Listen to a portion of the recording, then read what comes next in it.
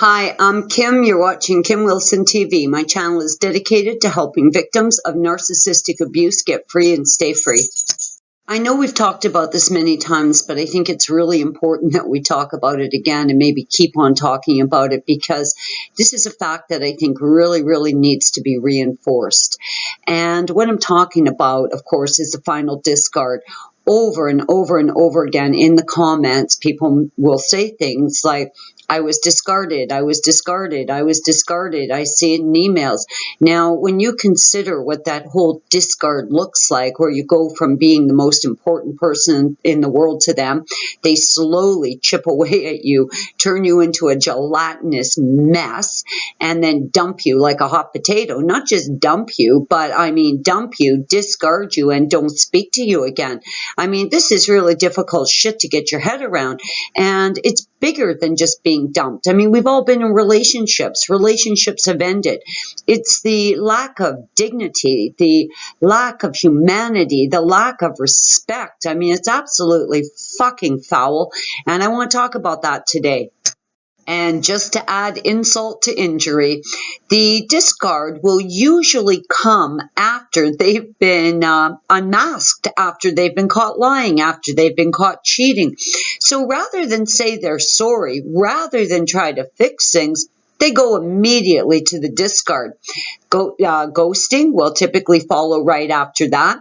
So they will get caught doing something horrendous. They'll be exposed. So rather than try to fix it, they throw you out or leave or whatever. And then to make matters even creepier, then they won't speak to you. So what's actually going on in their broken thinker while this process is unraveling?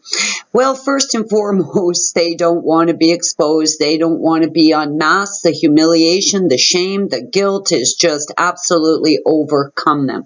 So they need to distance themselves as much as possible during this time. Now, in their minds, they are not really getting ready you for good. You're a little shiny toy. You've got yourself a little tarnish through unmasking and exposing. But nonetheless, you're still their toy. So they're just going to take that little toy and put it on a shelf with the rest of their narc harem. Maybe they're going to want to play with that toy again soon. Maybe they won't want to play with that toy again for a long time. But that little toy will sit on the shelf. So where are we at exactly? Well, you have been humiliated by the infidelity. You've been humiliated by the lies. Possibly you've been beaten up. You've been shamed. You've been gaslit. You have been absolutely broken at the core of who you are. So to add insult to injury, now they are going to dump you and go silent. All of that in itself should be enough to tell you that this thing, this creature, male or female, straight or gay, black or white, whatever this fiend is, it is disgusting and you don't need it in your life. Yet people find themselves feeling broken, feel sad, missing them. Now, if this is your first kick at the cat, this is the first time you've been discarded, yeah, pretty intense. It really is. I was incapacitated the first time I was discarded and really didn't understand what was happening. But I will say that I went back many times. On average, statistics will show that a victim of narcissistic abuse will go back on average 7 times. And much to my humiliation, I went back every one of those 7, maybe even a couple more. But the reality is I knew the game. So by the time I finally left, I understood that I was never really out of his life. He had always anticipated that one day, after he had punished me sufficiently, he would want me back, or he would take me back as some kind of favor to me. So I knew what the game was. So when I finally made up my mind that I was leaving, I had absolutely come to conclude that only one person and one person only has control over the final discard.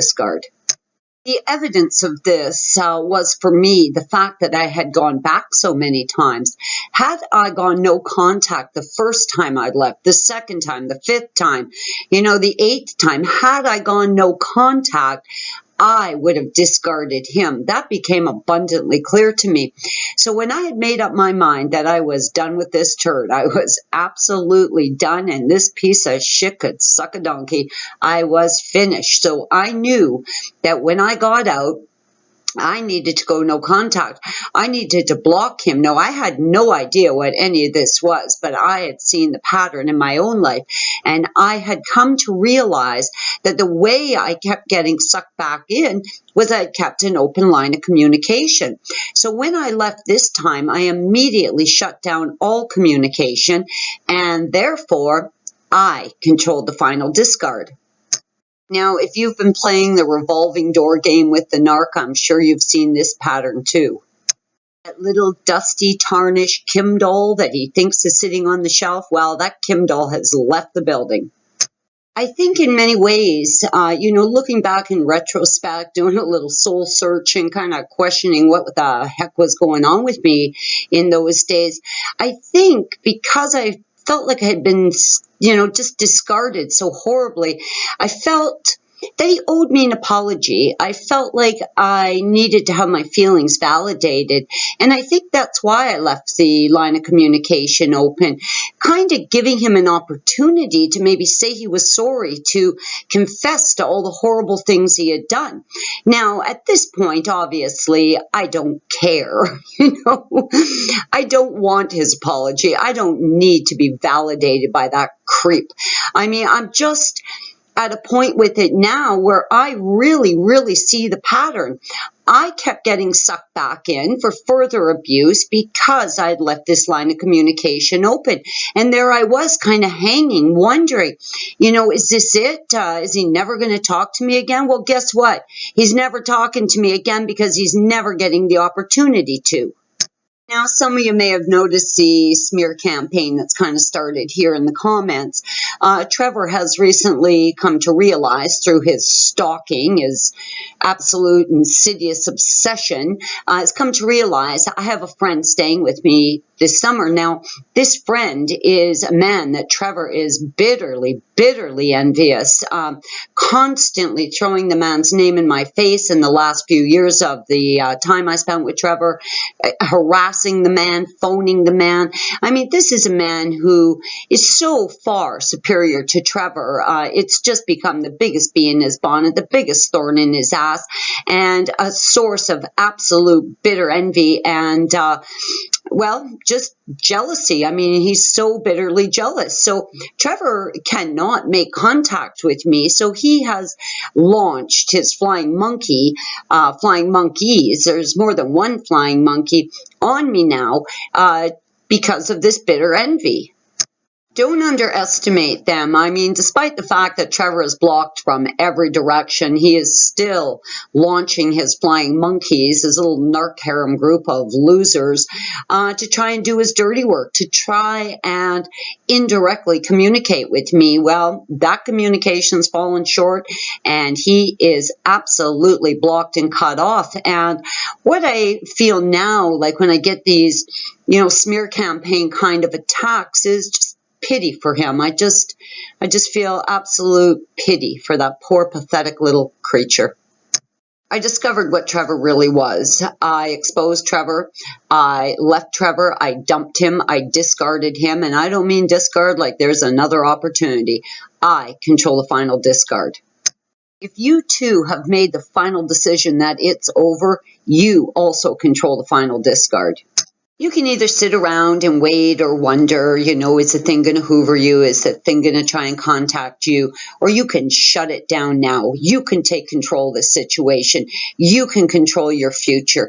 You can actually begin to heal free from the bullshit and abuse these things inflict us with.